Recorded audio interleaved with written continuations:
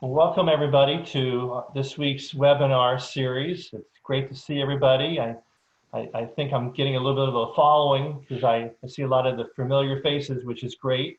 I hope everybody's been enjoying all the webinars that we've had recently. I'm trying to have a lot of different speakers, a lot of different topics. And I'm sure you're going to enjoy today's. For those people who don't know me and what I do is I am the owner of Senior Housing Solutions, and I provide advice for people who are thinking about senior housing either now or in the future. I've been doing this for over 30 years, and so I'm very well versed on the topic. I believe I'm pretty much the foremost expert on senior housing in the area. I'm very familiar with all the different communities. I think people get a little amazed, but there's about 100 senior living communities in both Collier and Lee counties, and I know everything about all of them. And so I know about their pricing, their availability, their quality of their care, the quality of their food, the resident satisfaction. So I really make it my business to know everything about each and every one of those. Bruce, I can't hear you. Okay. You should be able to hear me now. So with that, there are people that you meet that you just have an immediate connection. And Bruce? Yes. Yes. There you are. Okay. Yeah. There you go. I couldn't hear you. Okay. All right. So there are people that you meet, and I'm sure you know the same thing, that you just have an immediate connection. And we have a mutual friend who's on this call today, Terry Haskett, and Terry introduced me to Michelle probably about 6 months ago.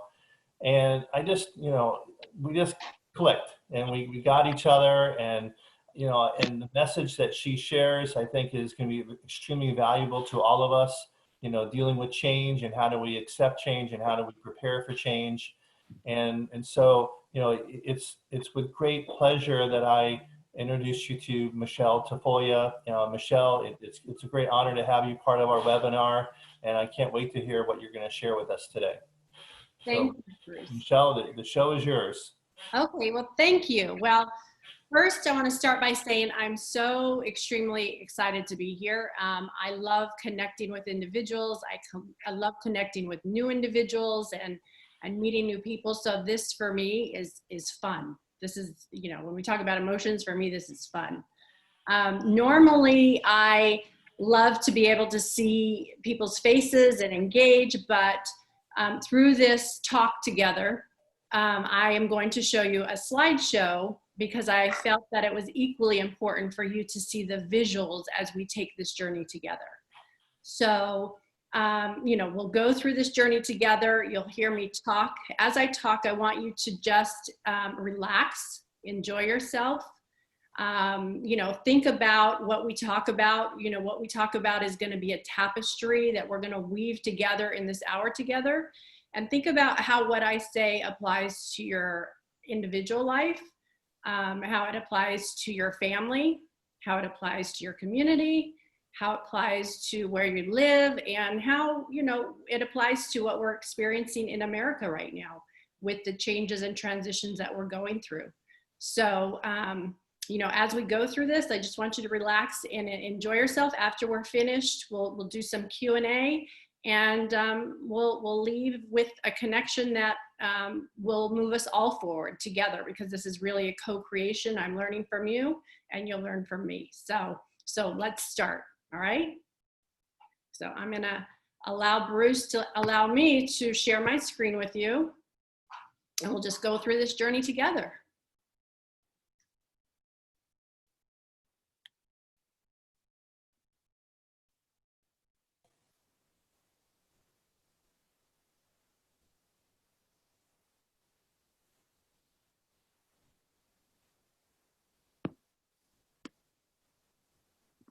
Did you share that, Bruce? No, you need to share it on your end. Okay.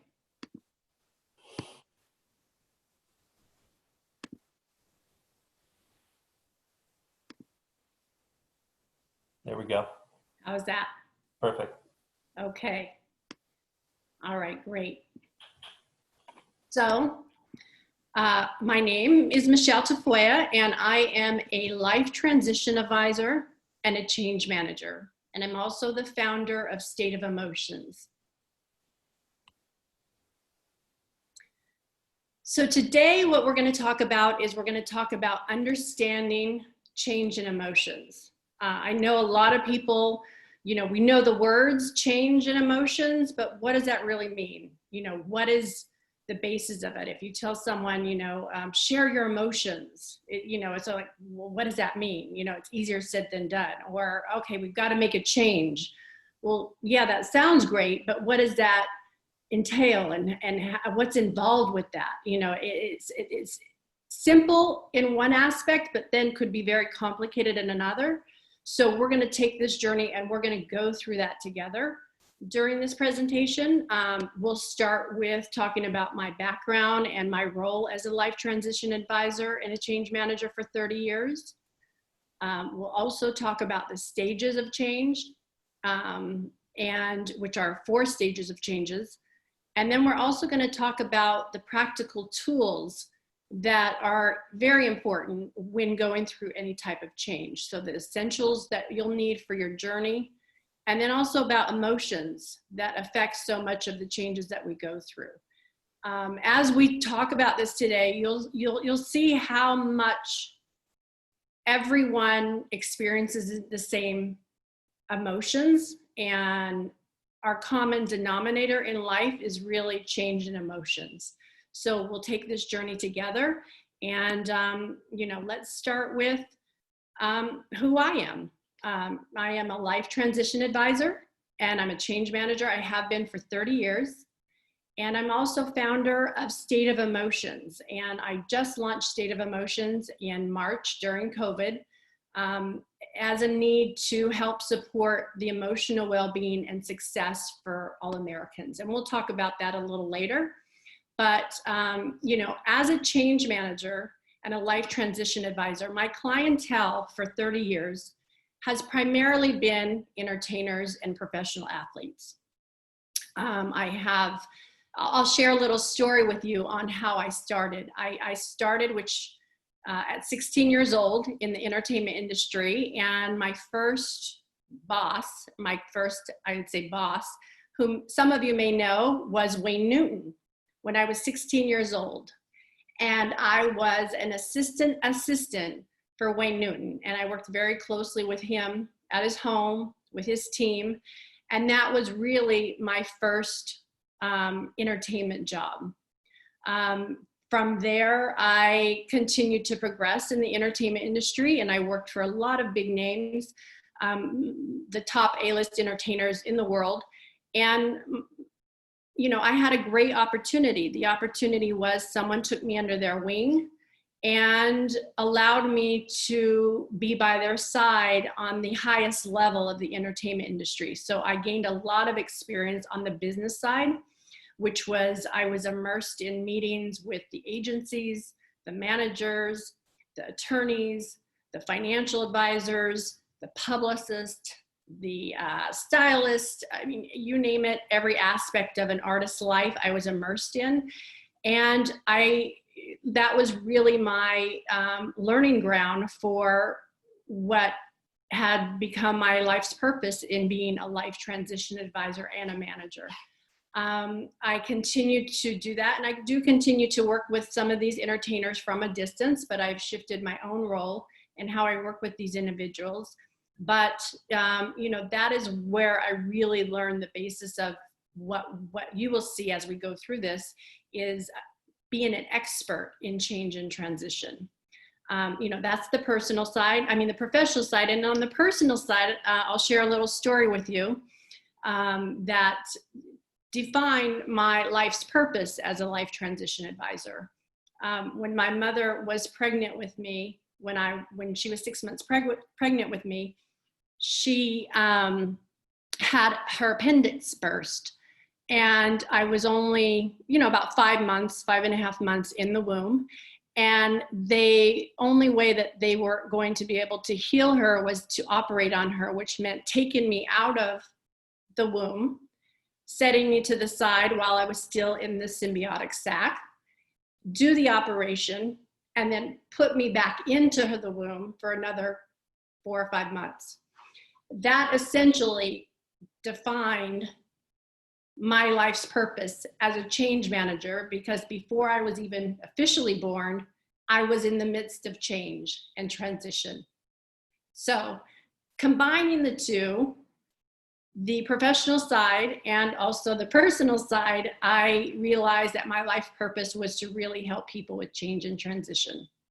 So that is why I knew that when the things happened in the world with COVID in March, I knew that it was now not only vital, but very important to share all of this knowledge and wisdom with not just entertainers, but everyone in the world, whether you're a housewife, you're a senior, whether you're a CEO or executive. My life's purpose is to help people with change.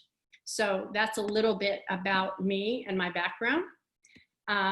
So essentially, what does that mean? In the simplest form, that means that I create, I advise, and I manage change for individuals and companies. That is what I do. And if you are to ask, well, how? That's, that's where my expertise comes in, and in what areas. Change for me is change. I can pretty much go into any circumstances, any company, any organization, to the extremes, and I am very confident that I help people move forward. So in the simplest form is that I create and advise, I manage change for individuals and companies. I want to share with you one of my favorite quotes, which is, "Progress is impossible without change," which is so true. We cannot move forward without there being change. It's impossible. So as long as we have that urge and that yearning to move forward, we're going to be called to change. And, I stand by this every time I think about it in my own life, or when I'm encouraging clients. It's like, we have to move forward. So we've got to make this change. So that's a quote that I stand by and I read every day. So who do I help? As I mentioned, I help everyone from entertainers to professional athletes. I help Fortune 500 companies to CEOs. I work with ultra high net worth individuals to seniors to housewife and children. Although my background again is with entertainers and professional athletes, it really is, everyone who is just going through and being stuck that I enjoy helping. So that is the range of which I can help anyone in their lives. So let's dive a little deeper on just showing you an example of how complex life can get. I'll give you an example here of what I've worked with my entertainment clients. Just this helps you understand the process and how I apply it to your own life. So this is a complex example of an entertainer's team, right? There's the entertainer or the client in the middle. Again, it could be a CEO, executive, it could be anyone that has a huge amount of responsibility and people around them. And that's me supporting them, lifting them up, encouraging them, making sure things are in order. But as you can see on this sphere of influence alone, one entertainer could have 26 roles in their life. They're dealing with their adult children, financial advisors, wealth managers, legal team, insurance brokers, their philanthropy, state managers, medical professionals. And then they could be dealing with agents and publicists, doctors and stylists and security and road managers and tour managers. If you look at this sector of people who are in an individual's life, now multiply that by 3, because normally there might be 3 or more people within these roles in that individual's life. So you could have every day dealing with 60 to 70 people that you've got to orchestrate and manage on a daily basis. Now, in our regular lives, we may have pillars that we will experience, such as retirement, graduation, death, divorce. But in an artist's life or someone in this capacity, they are dealing every day with a new concert performance, a new show performance, a new interview, a new promotion, so all of these people daily have their own system, their own belief system, their own perspectives, their own agendas, their own way that they want to steer the ship. And so it can get very overwhelming for one person to have that type of responsibility. My role was to come into that individual's life and bring order to chaos and manage all of that so that they could focus on being who their life's purpose was, which was that artist. And then I managed and steered and orchestrated all the rest of this on a daily basis, every day, that could get very complex. My mind works in a very multidimensional way. It works like a kaleidoscope. I can see every component of everything. I see the past, present, and future. So this is a very complex example of where I've come from for 30 years. So I just wanted to show you how, being in what I've done for 30 years has truly made me an expert of change and transition in a very practical, orderly, efficient way for the betterment of all people involved in a situation. So now let's go from here. I would like to show you what your team looks like, which is very similar, minus all the other second sphere. But on any given day or any moment, you could have these particular roles around you in your life. So you could be dealing with your adult children and, their roles in your life, both maybe on a personal level, professional level. You have your financial advisors, your banks, your wealth managers, your legal team, your insurance brokers. If you do philanthropy, here I put estate manager, but it could be anything to do with your home, whether utilities, landscaping, anything that you've got to manage. You've got someone like Bruce, who's your senior housing expert. You've got your medical professional. You've got your extended family. So as you can see, that any time that you are in the midst of change or transition, here alone, you could have so many people in your life who may, with good intentions or not good intentions, want to steer you in a direction that you're not quite sure about because you have so much going on. It can get very overwhelming, especially when you're at a point in life where you're ready to move from, in the case we'll talk about today, where you're wanting to move from your home into the senior housing sector. And what does that entail? How do you manage all that? What's the best thing for you? How does that work? And obviously that's Bruce's role to help guide you in there, but it's also helpful to have someone with a neutral, unbiased, position to be a bridge to all of these individuals so that they can focus on what their expertise is. And I'm just there to help keep the engine flowing. And that essentially is my role. So I understand that it is overwhelming and that there is a lot to consider, but this is how I help individuals. So how do I work? As I mentioned, my mind is very complex at times, where I am both left and right brained. So I'm not only focused on the creative aspect, but I'm also focused on the analytical and the practical aspect. And not only am I focused on that within the aspect of you, but also how do I consider everybody else involved and what they would like to accomplish and what are their goals in doing this. And so, you know, this is where I, you know, help motivate individuals. You know, I help them get unstuck so that they can move forward. I help identify and recognize who and what is preventing the change or where you're being stuck. I bring clarity to a situation. So I bring order from chaos. Sometimes, as we all know, when you're going through change, there's so many parts of the wheel that I help hone in on getting to the center of that, and I help strategize with that.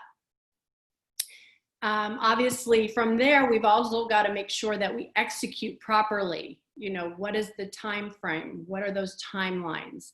So I help execute and help people move forward to improve. Most importantly, I listen. For me, the most important part is listening to individuals, all individuals involved. What is it that we need to accomplish? What is it that we need to get done? And then I help lead so that it is a win-win for everyone involved, especially the clients. And lastly, I empower individuals. I've always told my clients, no matter who they are, I start my meeting with saying, my job is to help move you forward. My job is not to be your crutch.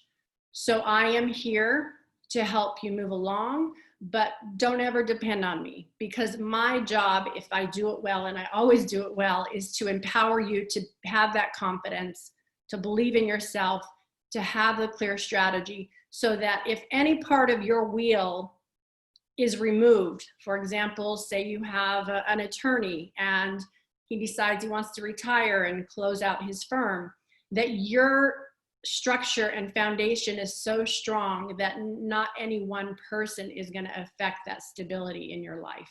So my job is to really empower you and bring that clarity. So essentially, that is how I help individuals. And that gives you a background of my role and how I help people.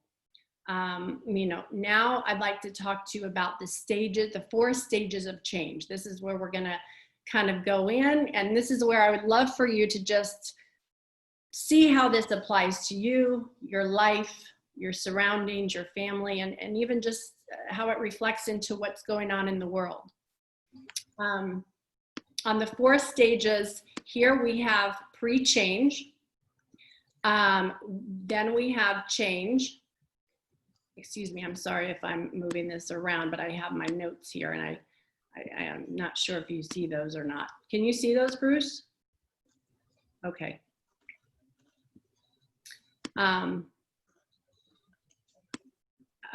We have the pre-change, the change, the crisis, and the post-change.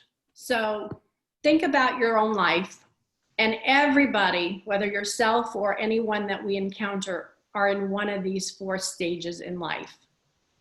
In the pre-change, that is where we prepare for foreseeable changes. And we know for sure they're going to happen. They're pretty much a guarantee, meaning death. We know someday we're going to retire. We know someday our kids are going to grow up and be out of school and be out of, you know, go on to college. If not college, they're going to move out of the house. So there are some pillars that are pre-change. And during this pre-change, this is where we want to make sure that we do most of the work.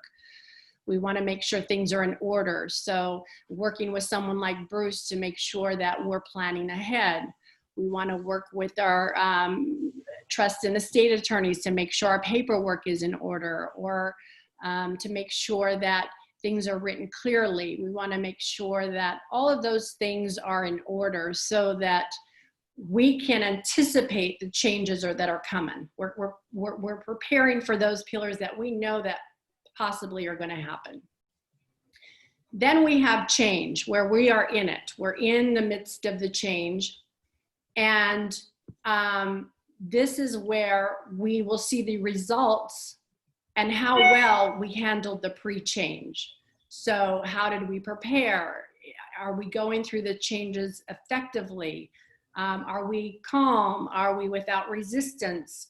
Are we in it? And, you know, yes, it's work, but we're handling it pretty well. When we're in the change, that will determine, did we prepare well or didn't we? That's going to be our gauge.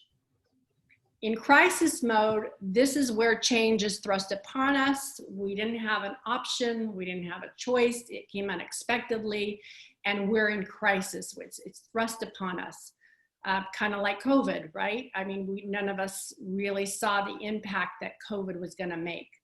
And we couldn't have imagined the impact it was going to make, not only on some of our lives, but also the country and the world. So this essentially threw a lot of people into crisis mode. And then we have post-change, which means that now the crisis, the change is finished, and now things are settling a little bit, and now we wake up and we go, okay, now what? Where do we go from here? How do we move forward? What directions do we take? What's on the horizon? Where do I want to go from here? And now it's that post-change and that now what moment. So as I've said, we're all going through one of these 4 stages. It's, you know, it's very difficult to be in a crisis and prepare for the next pre-change. It's very difficult to be in change and then you're in pre-change because you're moving. This is a movement thing. So, you know, it really is asking yourself, in what stage of your life or things happening around you are you in this place? And then working from there to move forward.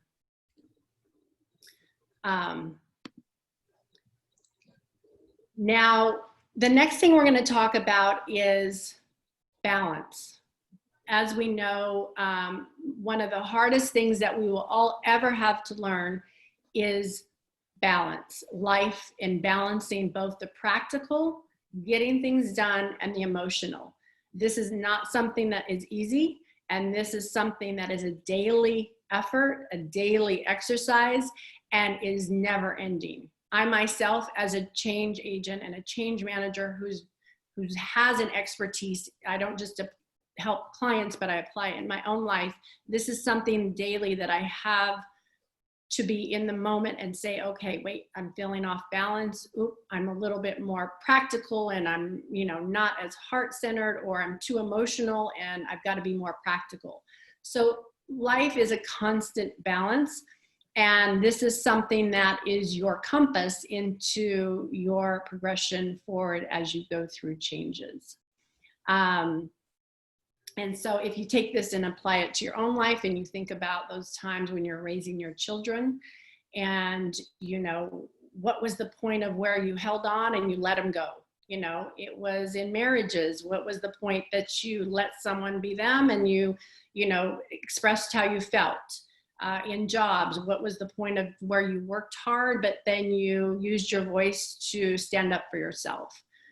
Where is it that you give too much and you're not giving enough? So it's constantly a balance. Where is it that you invest money, but you enjoy life?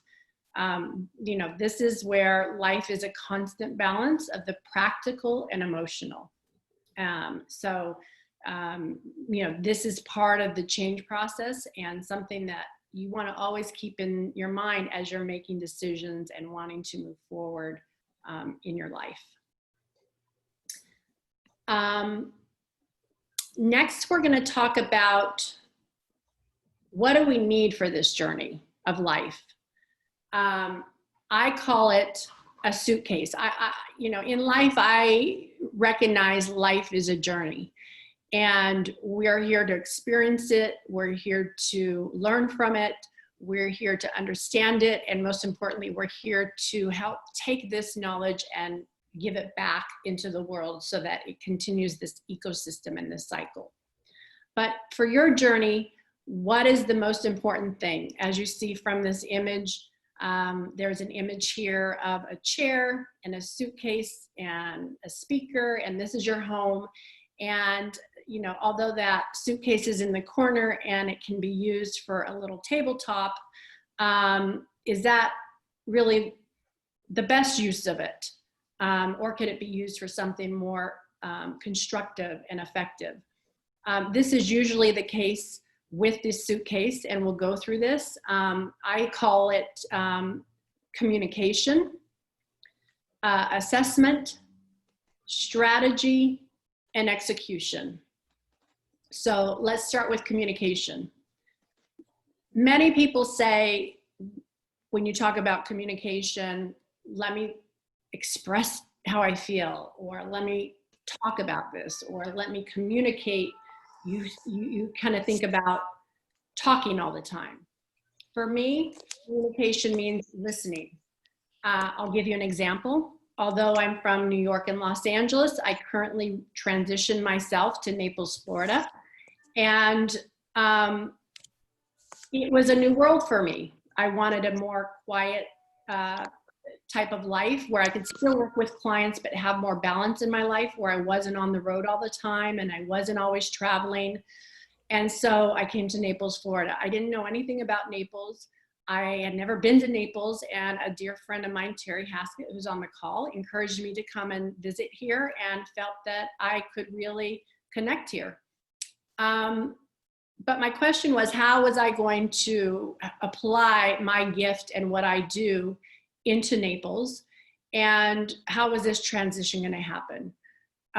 The first thing I did was I sat down and I met with a wonderful person in the community, Ed Woolman, who's an amazing attorney here and an amazing community leader, and just talked.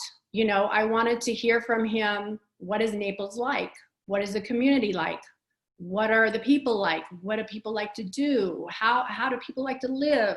I didn't know any of that. So for me, it was really about learning. Communication for me is learning. So in a span of about 2.5, 3 weeks, and this is me, I know this isn't everybody, but I met with 55 people in Naples. And my goal with meeting with those 55 people in 2.5 weeks was to learn. It's impossible to go into a community or someone's home or situation and be able to make any type of changes unless you understand who and what and where they want to go. So I just listened. I listened to professionals and I asked them, what are the needs of their clients? What's important to them? Where are they struggling? Where are they happy? So I just listened to all of these individuals and I learned a tremendous amount. I would have never been able to do that by just talking all the time. So communication is really about listening. That's first and foremost the most important part.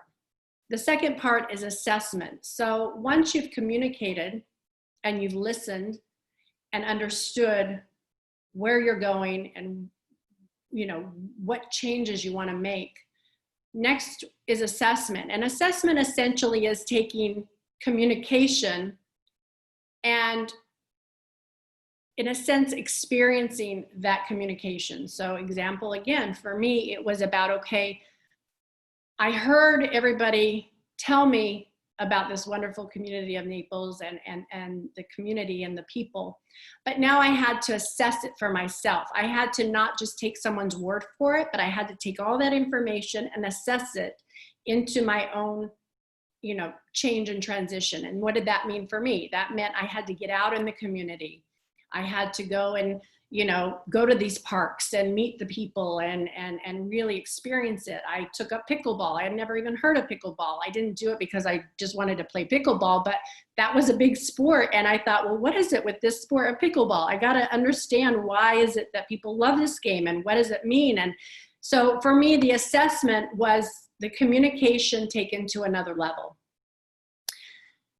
After the assessment phase, then you go into strategy. So you take all that you've heard, you take the assessment and you sit down, and this is where you're still. This is where you take all the information and you really write down your notes and you say, okay, now I have all this information. Where do I want to go from here? You may not see the full vision of where you need to go.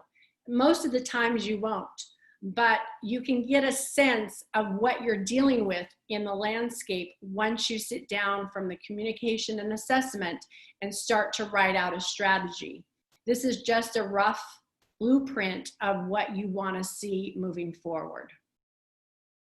From there, once you have a strategy in place, then you will want to execute. And execution means you've talked to your team, you've talked to your family, you've sat with yourself to trust yourself enough to know what direction you want to go, and now you're ready to take a step.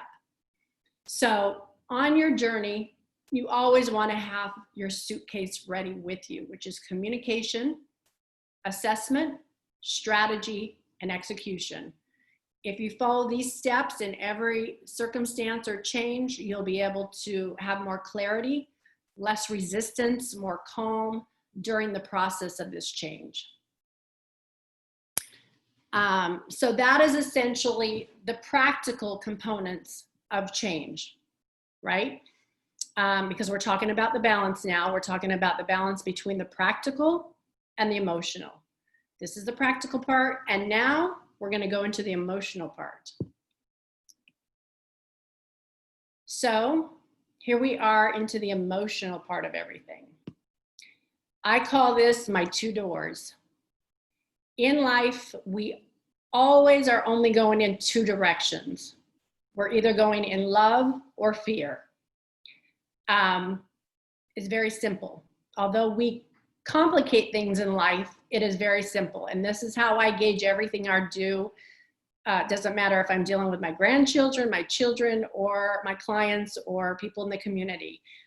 How do you determine what direction you're going into? Because sometimes you could be going in fear, but you're still doing out of love, right? So how do we determine which way is love and fear? And that all comes down to intention and motivation. So if you are 100% secure and you've checked in with yourself and you go, you know what? I know my kids aren't going to agree with this move, but I know that it's the right thing. And it feels a little fearful to you, but you know that you've got the right intention and the right motivation, then you're still moving in love. So, and then you walk through that door. Fear is more associated with guilt and frustration and, all those negative emotions that we deal with on a daily basis. So, I usually use this monitor, not usually, I always use this compass to make all my decisions in life. It could be the smallest of decisions to major decisions. What direction and what are my intentions behind what I'm doing and why I'm doing it? Now this one right here, we're going to go in a little deeper and we're going to talk about the emotional change cycle. So essentially, this is a cycle that everyone will go on throughout life. I don't care if you're an entertainer. I don't care if you're a housewife. I don't care if you're a 5-year-old child or a 95-year-old person. There is this constant emotional cycle that we go through. So let's start with number one.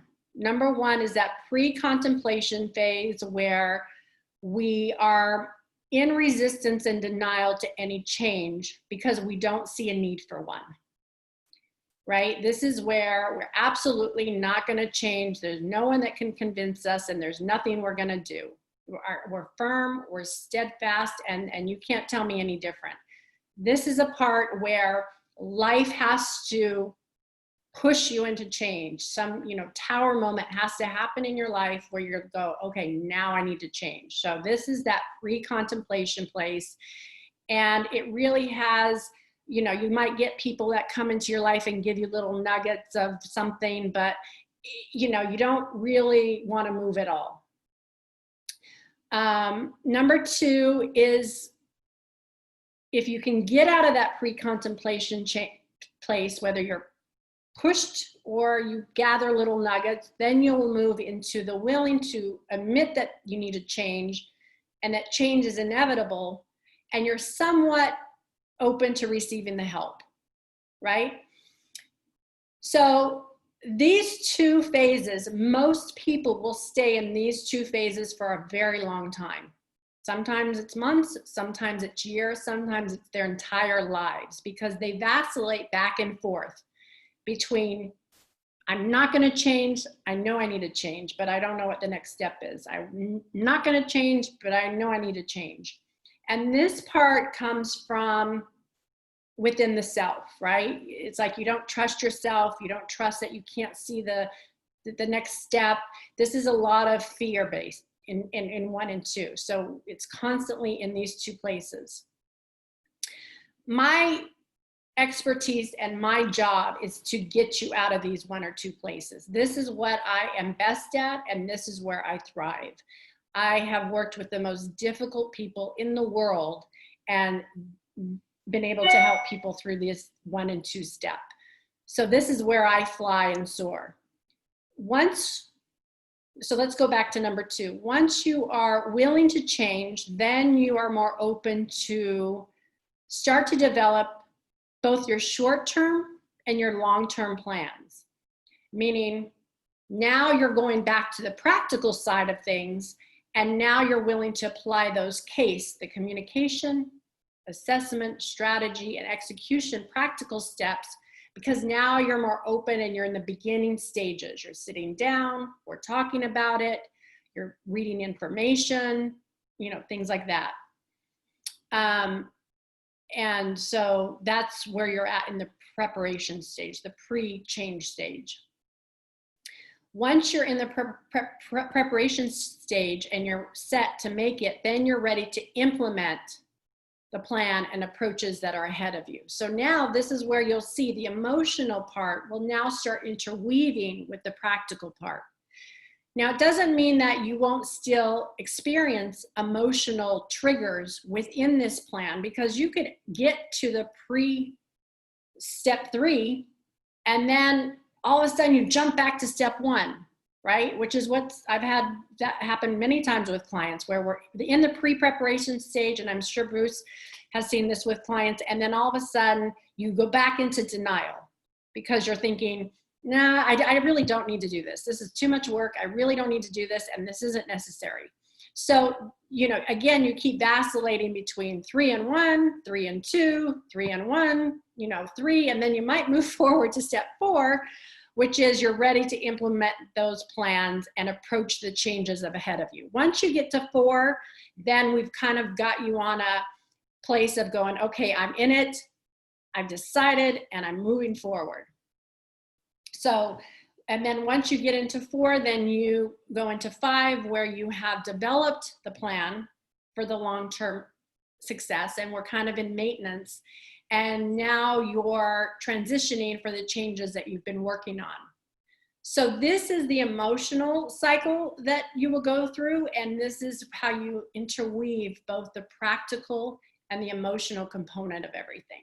This is probably the most important thing to remember, because again, in 1 and 2 is where I work a lot with people on what is it that's keeping them stuck. It could be fear, it could be guilt, it could be frustration, it could be finances, it could be doubt. There's all these things that that's where the emotional work comes in for me, and that's where I become valuable for a team like Bruce, because Bruce's job to make sure, obviously he's there to support you and your family, but his knowledge and wisdom is so vast on his expertise that to have me help the clients get through the emotional part is very invaluable to someone like Bruce or an attorney or anyone on the team. So we're all working together in the cycle to help you get to your goals and to your purpose and accomplish those things in your life. So this is important to sustain that, to understand it. And it's also something that although it seems simple here, when we're faced with certain triggers and situations, this all goes out the window, and then we become reactive instead of proactive. And my job, along with people like Bruce, is to make sure that we're working together to be proactive and making sure that we make your lives better. So with that being said, you know, what is the first step to change? You know, the first step is to really be heard, which is why I created State of Emotions.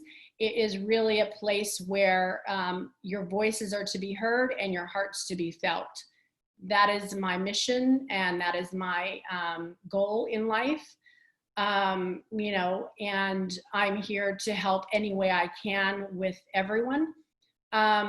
You know, I want to end it before we go to the Q&A with just sharing a little bit about, you know, in all of my years of experience and working with people from all over the world and all different backgrounds, I've traveled the world, I've seen everything, but there are two areas in which I learn the most. One, it is with children. I learn the most from children because they remind me of innocence. They remind me of the creativity. They remind me of fearlessness. Every day with my own grandkids, I spend this time, I immerse in them. When I'm with them, I'm very present because they are constantly teaching me and reminding me to never forget how important life is. So that's the one place that I have learned the most important lessons in my life. The other part is with seniors.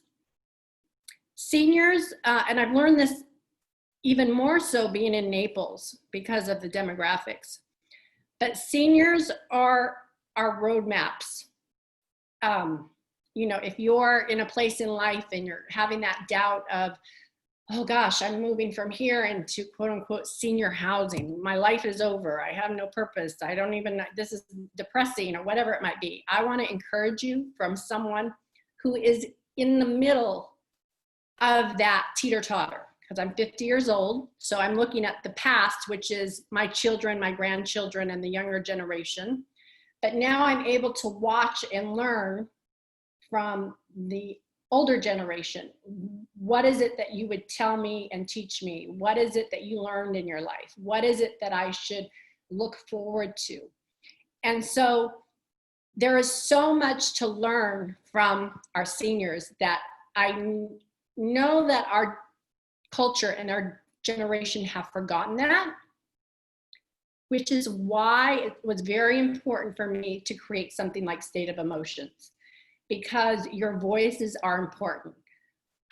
They're invaluable. I have learned so much from being in Naples. So I say this to say, I want to encourage you that if you are in this next phase of life and you're working with Bruce and you're moving into that next place, I am so inspired by you and what is ahead of you and the way you live your life and the voice that you can share with me. And then I can in return share it with my platform that, you know, we need you.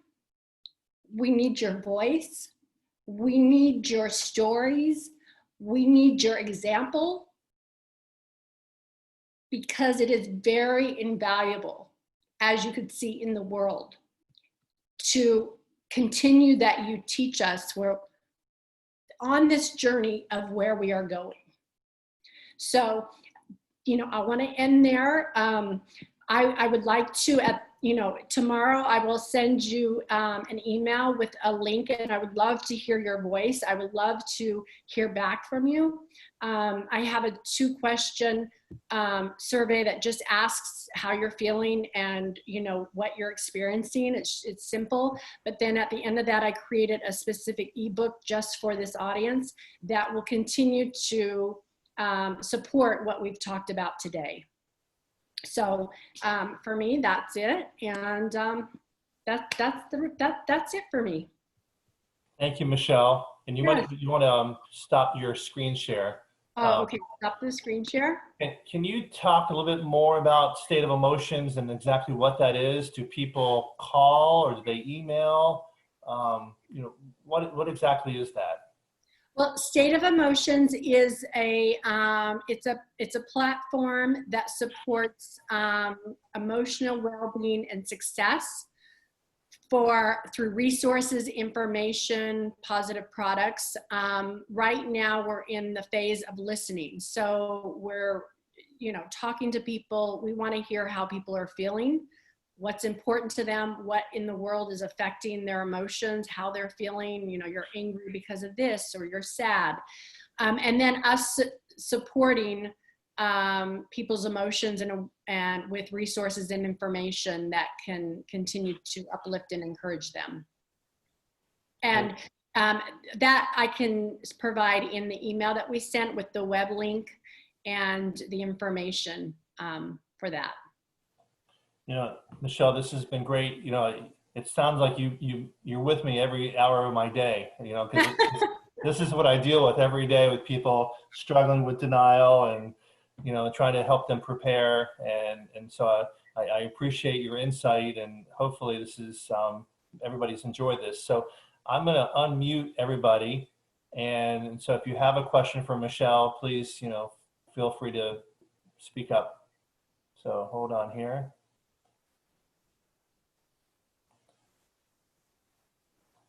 Okay. So if you have a question for Michelle, go ahead.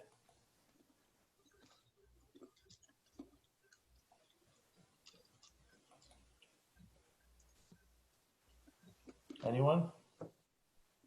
I don't have a question, but I have a comment. Go ahead. And it's related to Bruce. And I just want to say to anybody that's on the call, I had the opportunity to work with Bruce with my parents. And I was in a position assisting them with their transition. And it was really stressful. And Bruce helped me not only deal with my emotional aspect of it, but just giving me practical solutions. So I'm just putting in a plug for Bruce. Thank you. Thanks, Terry. I've experienced that firsthand. He was so helpful to me and to my parents. Thank you so much. It's great meeting your parents and helping you as well. Thank you. And to that note, I'd like to also support what Terry is saying. Doing what I've done for 30 years, there are very few people that do what Bruce does, which is look at things from a very neutral, unbiased position and say, how can I help you and be the bridge to this next phase of your life?